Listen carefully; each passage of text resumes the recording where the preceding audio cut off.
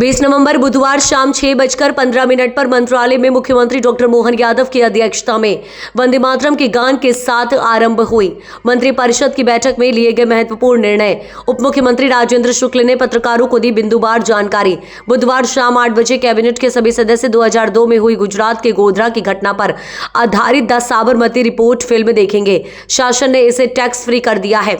साथ ही उन्होंने कहा कि मुख्यमंत्री डॉक्टर यादव 24 से 29 नवंबर तक जर्मनी और यूके का दौरा करेंगे, जो निवेश बढ़ाने के दृष्टिकोण से बहुत ही महत्वपूर्ण होगा। उन्होंने मुहासा बाबई औद्योगिक क्षेत्र में नवीनकरणीय ऊर्जा के क्षेत्र में विस्तार एवं निवेश के लिए भी लोगों की रुचि के बारे में जानकारी दी एवं मंत्रिपरिषद की बैठक में तानसेन समारोह का देश भर में विस्तार को लेकर गतिविधियों की जानकारी दी। उन्होंने ये भी कहा कि गुजरात का दौरा ऊर्जा और नवीन प्रौद्योगिकी के क्षेत्र में सार्थक रहा। मुख्यमंत्री डॉक्टर मोहन यादव ने सभी विभागों की वर्ष भर की उपलब्धियां हाईलाइट करे, जहां मंत्री परिषद की बैठक में भगवान श्री कृष्ण के जीवन गाथा पर आधारित कृष्ण पाथे न्यास के गठन की स्वीकृति प्रदान करना एक महत्वपूर्ण निर्णय रहा। साथ ही 209 स्टाफ नर्सों की नियुक्ति दिए जाने के प्रस्ताव पर भी स्वीकृति प्रदान की गई एवं उज्जैन में 127 करोड़ 63 लाख रुपए लागत की इंगोरिया उन्हेल सड़क मार्ग की स्वीकृति भी महत्वपूर्ण रही। अध्यक्षता में कैबिनेट की बैठक संपन्न हुई है। उसमें कई विषयों पर चर्चा हुई है। आज शाम को पूरा कैबिनेट 8 बजे द साबरमती स्टोरी फिल्म, जो जिसको राज्य सरकार ने टैक्स फ्री किया है, गोधरा में फरवरी 2002 में हृदय विदारक घटना पर आधारित इस फिल्म को आज पूरा कैबिनेट देखेगा। और ये एक तरीके से इस समय की सच्चाई पर आधारित ये फिल्म है, जो हमारे देश में एक ऐसा वातावरण जो बना था, जो जिसको साफ करने में महत्वपूर्ण भूमिका निभाएगा। इंग्लैंड और जर्मनी की यात्रा करने जा रहे हैं। इसके पहले आप सबको मालूम है कि रीजनल इंडस्ट्री कॉन्क्लेव हुई, अंतिम अभी रीवा में हुई, और उसके बाद दिसंबर और जनवरी में नवदापुरम और शहडोल में भी होने जा रही है। उसके पहले ये विदेश यात्रा काफ़ी लाभदायक साबित होगी। और जिस तरीके से 2,75,000 करोड़ के इंटेंशन टू इन्वेस्ट प्राप्त हुए पिछले रीजनल इंडस्ट्री कॉन्क्लेव में, और जिसमें लगभग 3,28,000 रोजगार सृजन होने की संभावना है, तो एक रीजन लेवल पे इस प्रकार का इंडस्ट्री कॉन्क्लेव करने का बहुत ही अच्छा असर दिखाई दे रहा है, क्योंकि मध्य प्रदेश में पर्याप्त संभावनाएं रीजन लेवल पर है। और जब वहाँ पर इस प्रकार के कॉन्क्लेव हुए तो उसके अच्छे परिणाम सामने आए हैं। ये जो विदेश यात्रा है, ये भी मध्य प्रदेश में औद्योगिक क्रांति लाने की दिशा में महत्वपूर्ण भूमिका। 24 से 29 नवंबर की ये यात्रा मुख्यमंत्री जी की रहेगी। मुहासा जो बाबई औद्योगिक क्षेत्र, उसमें विद्युत और नवकरणीय ऊर्जा के यंत्रों को बनाने के लिए जो जमीन आवंटित की गई थी, उसमें फिर से लोगों का निवेश करने का और भी लोग सामने आ रहे हैं। इसलिए उसके विस्तार के लिए, औद्योगिक क्षेत्र के विस्तार के लिए भी 441 एकड़ भूमि और उद्योग विभाग को आरक्षित की गई है। पहले बोल 441 एकड़ भूमि मुहासा औद्योगिक क्षेत्र में विद्युत नवकरणीय ऊर्जा यंत्र बनाने के लिए उद्योग के लिए आरक्षित की गई थी। राज्य सरकार के इस निर्णय के क्रम में 26 उद्योगों के ऑनलाइन इन्वेस्ट करने के जो प्रस्ताव प्राप्त हुए, जिसमें 25,000 करोड़ के निवेश की संभावना है। अत्यधिक उत्साहवर्धक रिस्पॉन्स के दृष्टिगत अधिक भूमि उक्त प्रयोजन के लिए प्रदान करने हेतु अतिरिक्त भूमि आरक्षित किए जाने का प्रस्ताव 3 दिसंबर की मंत्रिमंडल की बैठक में स्वीकृत करने का प्रस्ताव किया जाएगा। तो उसमें एक्चुअल में कितनी और जमीन आरक्षित होगी, वो फिगर सामने आएगा। कार्यक्रमों का आयोजन 15 से 19 दिसंबर को ग्वालियर में आयोजित किया जाएगा। गांधीनगर में गुजरात सरकार के साथ जो चर्चा हुई, उसमें सीएम डैशबोर्ड, गिफ्ट सिटी तथा रिवर साइड डेवलपमेंट का अवलोकन किया गया है। गुजरात की बेस्ट प्रैक्टिसेस को मध्य प्रदेश अपनाएगा। ऊर्जा दक्षता एवं नई तकनीकों को समझने में ऊर्जा विभाग आईआईटी तथा आईआईएम से एमयू करेगा। में सभी मंत्रियों से अपेक्षा की गई है कि अपने विभाग के प्रमुख कार्य, उपलब्धियां एवं विशेष प्रयास जो किए गए हैं उसको हाईलाइट करें।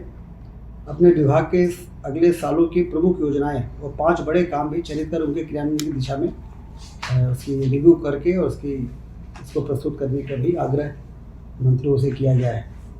प्रभार जिले के विकास योजनाओं तथा परियोजनाओं की वृहद रिपोर्ट लें ताकि जनता के सामने इन विषयों को रखा जाए, ये भी मुख्यमंत्री जी ने निर्देश दिए हैं। आज 2 पोर्टल का लोकार्पण किया है। संपदा संचालनालय ऑनलाइन आवास आवंटन प्रक्रिया एवं ई आवास पोर्टल।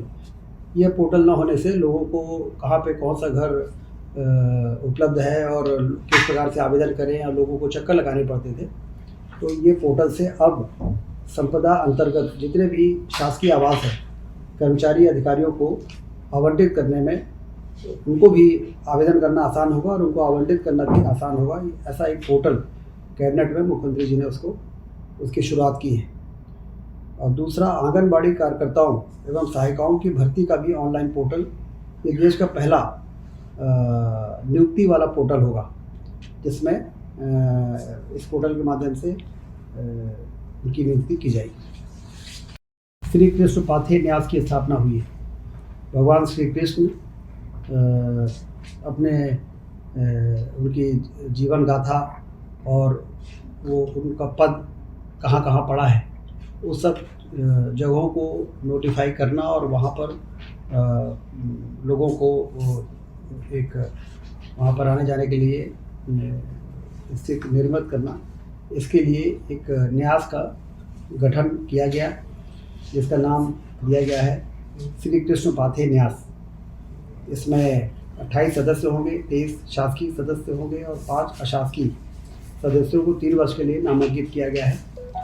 और इसमें जब वो पूरा मार्ग नोटिफाई हो जाएगा तो उस क्षेत्र के जो मंत्रिमंडल के सदस्य होंगे वो भी उसके पदेन मेंबर रहेंगे। और इसका जो उद्देश्य है वो उसको प्राप्ति के लिए शोध रिसर्च होगा, सर्वेक्षण एवं विकास कार्य के लिए आवश्यकता अनुसार विशेषज्ञ समितियों का गठन किया जाएगा। और जिस तरह से राम गमन पथ का गठन हुआ और उस पर काम की योजना बन रही है, उसके प्रोजेक्ट बन रहे हैं, और जो हमारे श्रद्धालु हैं उनके लिए बहुत ही उत्साह का विषय रहा है। कृष्ण पाथेय न्यास भी बनने के बाद हमारी जो सांस्कृतिक धरोहर है और जो हमारी सांस्कृतिक मान्यता है, उसके पुनर्स्थापना में ये जो निर्णय आज हुआ है, ये बहुत ही महत्वपूर्ण भूमिका निभाएगा। 209 नर्सेस की भर्ती का निर्णय भी हुआ है। व्यापम से इसकी नियुक्ति हो चुकी थी, लेकिन चयन सूची से उनके पोस्टिंग नहीं हो पाई थी, क्योंकि 1 साल के अंदर जो जीएडी का सर्कुलर था उसके अंदर उनकी पदस्थापना हो जानी चाहिए थी। तो कैबिनेट ने उसको छूट दी है, क्योंकि नर्सेस के पद खाली हैं और इसलिए वो 1 वर्ष के बजाय 2 वर्ष होने के बावजूद इसमें जो छूट की ज़रूरत थी वो आज कैबिनेट ने छूट दी है। अब 209 अभ्यर्थियों को भर्ती करना का मार्ग प्रशस्त हो गया है। Unhel 23.71 kilometre 2 lane with paved shoulder, 10 metre चौड़ी सड़क 127.63 करोड़ की जो MPRDC के माध्यम से विकसित होना है, उसकी अनुमति भी आज कैबिनेट ने दी है। कुल मिला के ये सारे विषय पर आज चर्चा हुई है, बहुत ही सार्थक बैठक। सर 2-3 चीज़ें आपने बताई। प्रेजेंटेशन मंत्रियों को देने, वो कब से होंगे या क्या खाका है उसका, क्या तैयारी? सबको कहा है कि अपना रिव्यू करें और कब करें? अभी कोई ऐसा डेट नहीं। अच्छा, डेट सभी लोगों को अपने विभाग के साथ 1 वर्ष में किए गए नवाचार, प्रगति और इसकी समीक्षा जो आमतौर पे सभी को करना ही होता है। जी। मुख्यमंत्री जी ने 1 साल की उपलब्धि और कार्य योजना भविष्य की, उन सब का एक खाका तैयार करने के लिए उन्होंने कहा, जिससे कि हम ये प्रेजेंट कर सकें कि जनता ने जो हमें जनादेश दिया उस 1 वर्ष का हमने कैसे सदुपयोग किया है। मतलब वो सीएम के सामने प्रेजेंटेशन जी, और फिर आप लोगों को बताएंगे। और